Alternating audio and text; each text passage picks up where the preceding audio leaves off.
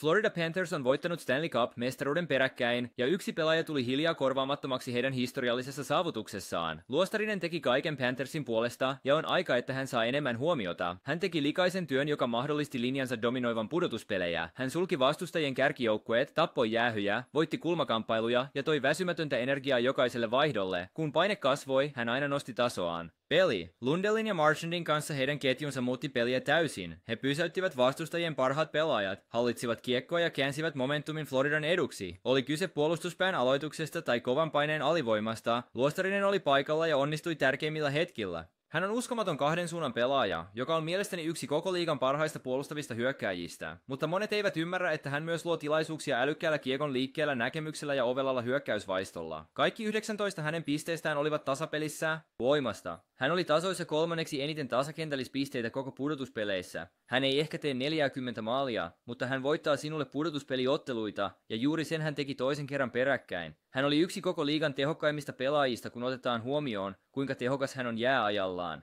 Luostarinen on nyt kaksinkertainen Stanley Cup-mestari, ja hän on saavuttanut sen pelaamalla epäitsekkäimmän, kurinalaisimman ja tehokkaimman jääkiekon.